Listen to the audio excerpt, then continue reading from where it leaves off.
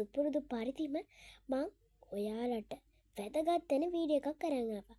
අපි බලමු මේ වීඩියෝ එක මොකක්ද කියලා.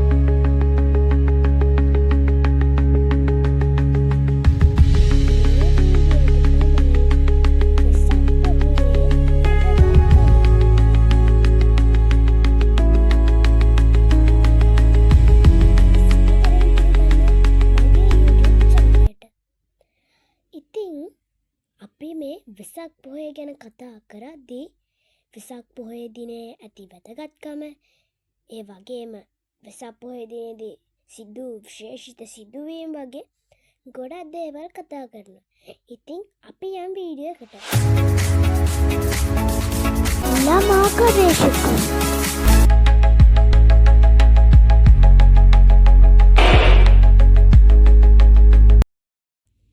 ඉතින් අපේ තිලෝගුරු සම්මා සම්බුදු රජාණන් වහන්සේගේ මේ උතුම් වෙසක් පොහොය දින ගැන අපි කතා කරමු. ඔයාලා දන්නවා වෙසක් පොහොය දිනේ ඇති වැදගත්කමේ ප්‍රධානම දෙය. ඒ තමයි බුදුරජාණන් වහන්සේගේ තෙමඟුල. ඒ ගැන කිව්වොත් සිදුහත් කුමරුගේ ඉපදීම වෙසක් පොහොය දවසක වුණා. ඒ වගේම සිදුහත් බෝසතාණන් වහන්සේගේ බුදුවීමත් මේ වෙසක් පොහොය දවසේම සිදුවීම විශේෂත්වයක්. ඒ වගේම මේ වෙසක් පොහොය දිනය තවත් අතිශය විශේෂවත් වන්නේ බුදුරජාණන් වහන්සේගේ පිරිනිවන් පෑම සිදු වුණ මේ වෙසක් පොහොය දිනේ නිසා. ඉතින් අපි තව දුරටත් මේ වෙසක් පොහොය කියන්නේ මොකක්ද කියලා කතා කරමු. මේ වෙසක් දිනය බුද්ධ ජයන්ති, බුද්ධ පූර්ණිමා, බුද්ධ දිනය ලෙස හඳුන්වනු ලබන්නේ දකුණු ආසියාවේ සහ අග්නිදිග ආසියාවේ මෙන්ම ටිබෙටයේ සහ මොංගෝලියාවේ බෞද්ධයන් විසින් සම්ප්‍රදායිකව සමරනු ලබන නිවාඩු දිනයක් තමයි මේ වෙසක් පොහොය කියන්නේ. මේ වෙසක් පොහොය ඉතා වැදගත් බෞද්ධ උත්සව අතර වේ. මෙම උත්සවය ථෙරවාද, ටිබෙට් බුද්ධාගම සහ නවයාන තුල ගෞතම බුදුරජාණන් වහන්සේගේ උපත, බුද්ධත්වය සහ පිරිනිවන් පෑම සිහිපත් කරනවා. නැගෙනහිර ආසියානු සම්ප්‍රදාය තුළ බුදුන් වහන්සේගේ උපන්දිනය සැමරීම සාමාන්‍යයෙන් සම්ප්‍රදායික වෙසක් වේලාවට ආසන්නව සිදු කරන අතර බුදුන් වහන්සේගේ උපත සහ පරිනිර්වාණය වෙනම නිවාඩු දින ලෙස සමරනු ලබයි. ඒ අතර එය දින දර්ශනයේ බෝධි දිනය සහ නිබ්බාන දිනය ලෙස හැඳින්වේ. දකුණු ආසියාතික සම්ප්‍රදායට අනුව වෛශාඛ මාසයේ පුරපසළොස්වක පොහොය දින වෙසක් සමරනු ලබන අතර වෙසක් දිනේ බුදුන් වහන්සේගේ උපත, බුද්ධත්වය සහ පරිනිර්වාණය සනිටුහන් කරයි. බෞද්ධ උත්සව ශතවර්ෂ ගණනාවක් පැරණි සම්ප්‍රදායක් ඇතත් 1950 දී ශ්‍රී ලංකාවේ පැවති ලෝක බෞද්ධ සහයෝගිතාවේ පළමු සමුළුව බෞද්ධ රටවල් කිහිපයකම වෙසක් බුදුන් වහන්සේගේ උපන්දිනය ලෙස සැමරීමට ගත් තීරණය විධිමත් කළා. ලෝක සමුළුවේදී සම්මත වූ යෝජනාව මෙන්න මේකයි. මෙම ලෝක බෞද්ධ සහයෝගිතා සමුළුව වෙසක් පුර පසළොස්වක පොහොය දිනයක් බවට පත් කිරීමේ නේපාලයේ මහරජ උතුමාණන්ගේ කාරුණික ක්‍රියාව අගයමින් සටහන් කරමින් නේපාලයේ රජයේ නිවාඩුවට බෞද්ධයන් විශාල හෝ කුඩා සංඛ්‍යාවක් සිටින සියලුම රටවල ආණ්ඩු ප්‍රධානීන්ගෙන් ඉතා ඕනෑකමින් ඉල්ලා සිටි.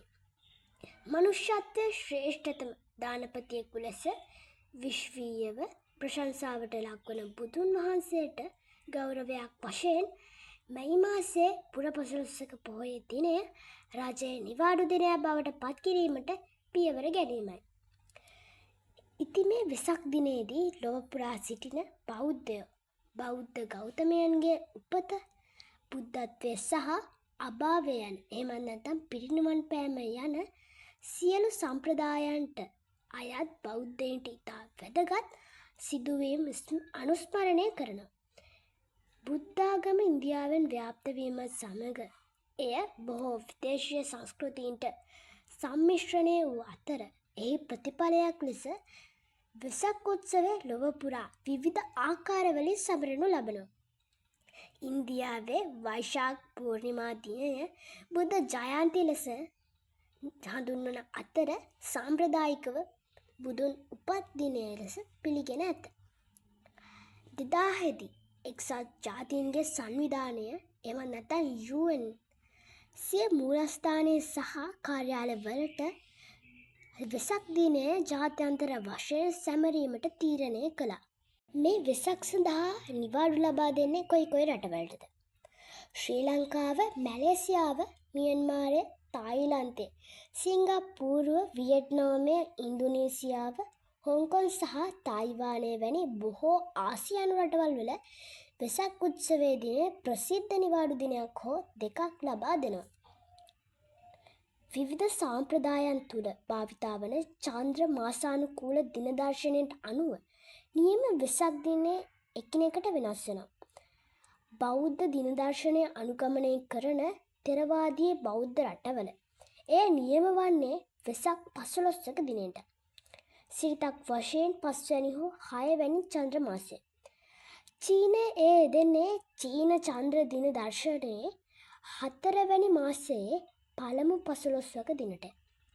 බටහිර ග්‍රෙගරියන් දින දර්ශනයට අනුව එම දිනය වසරින් වසර වෙනස් වන නමුත් සාමාන්‍යයෙන් අප්‍රේල් හෝ මැයි මාසයට යෙදෙනවා.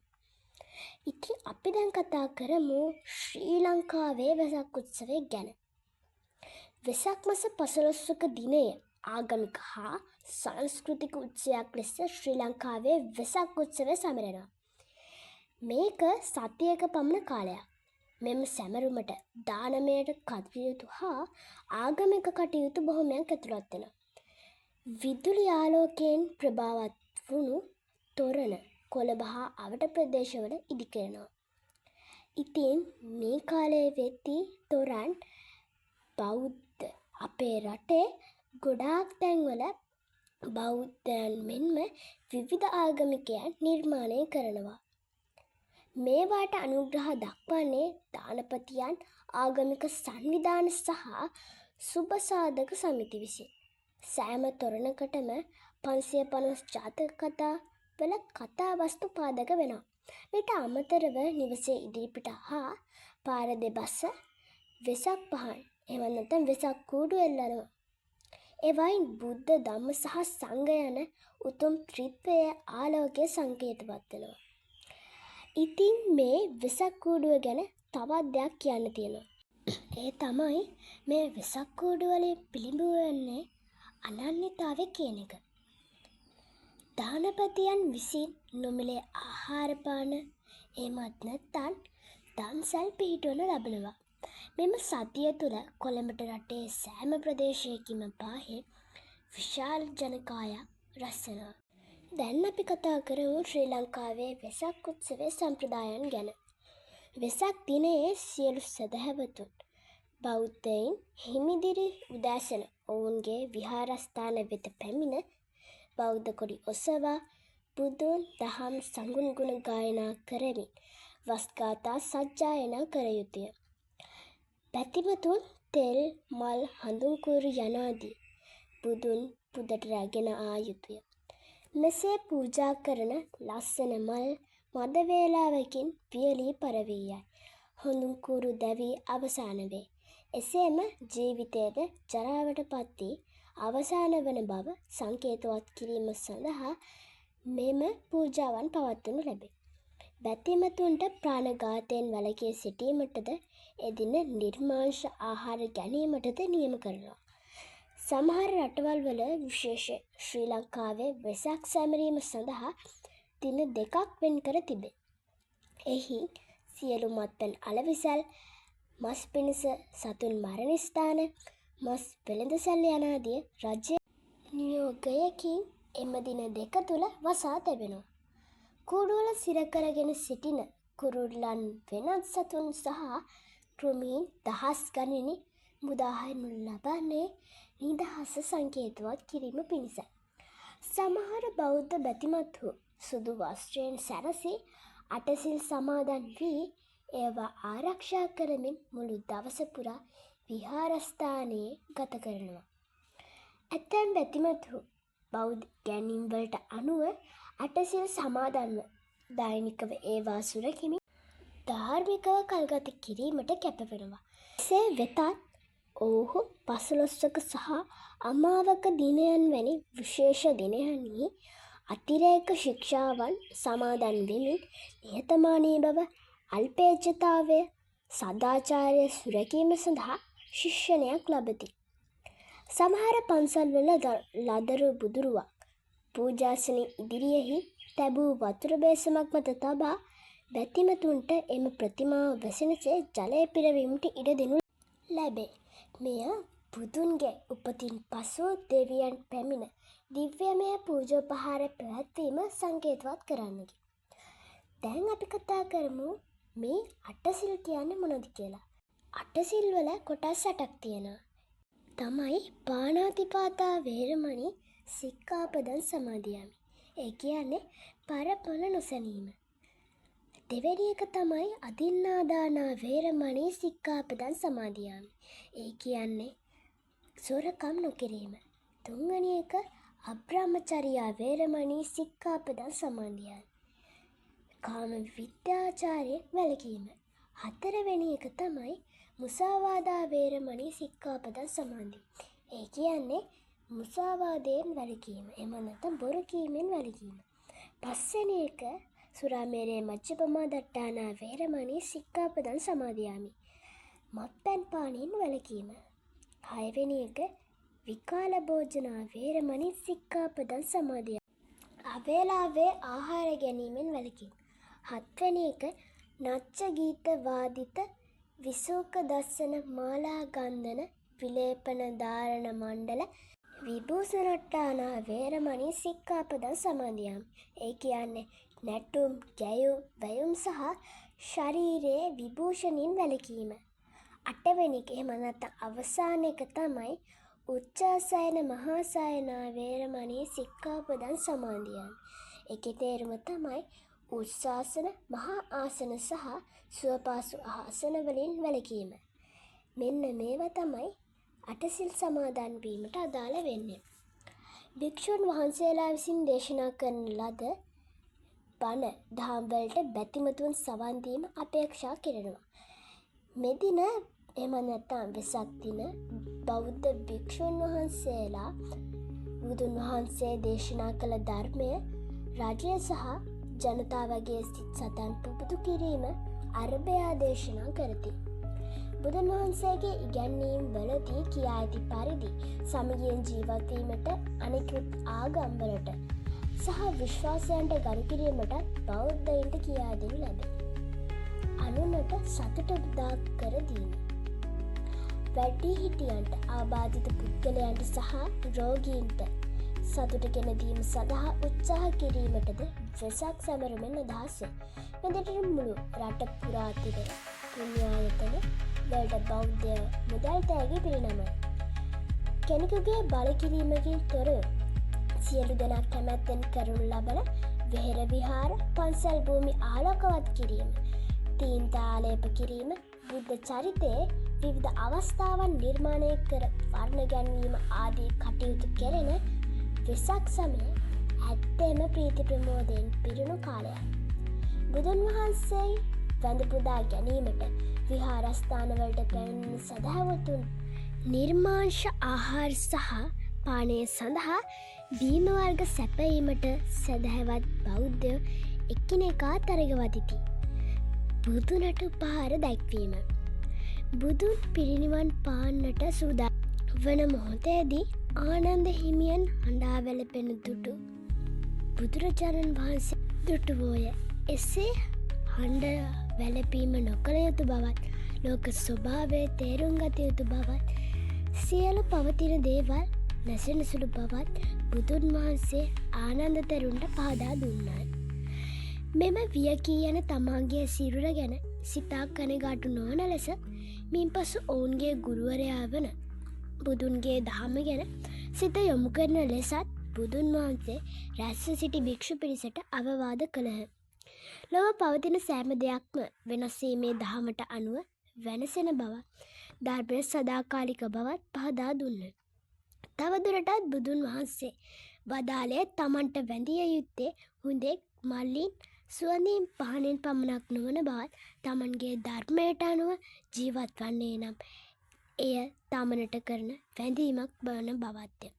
කෙනෙකු නැවත උතුම් ජීවිතයක් ගත කිරීමට අධිෂ්ඨාන කර ගැනීමත් මනස සංවර්ධනය කර ගැනීමට ආදරය කරුණාව පතුරවමින් මනුෂ්‍ය වර්ගයා කෙරෙහි සහජීවනය සහ මනුෂ්‍යත්වය දැක්වීමත් යනාදී කරු කිරීම වෙසක් සැමරුවක් බඳුවේ. දැන් අපි කතා කරමු වෙසක් පොහොය දිනය ඇති වැදගත්කම. එහෙමත් නැත්නම් මේ වෙසඟේ සිදුවන විශේෂිත සිදුවීම්. අපි දැනටමත් දන්නවා වැදගත්ම කාරණා තුන. ඒ තමයි සිදුහත් කුමරුගේ උපත සිදුවීම.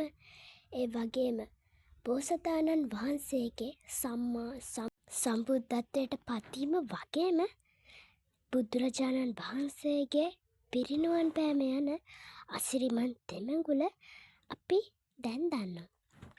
ඉතින් අපි තවත් දුරට කතා කරමු මේ උතුම් වෙසක් පුර 15 පොහොය දිනේ සිදු වූ අතිශය වැදගත් සිදුවීම්. ඊට කලින් කියන්න ඕනි ඔයාලා මේ විශේෂ අවස්ථාවල දන්නේ නැති ගොඩක් දේවල් තියෙනවා කියලා මට.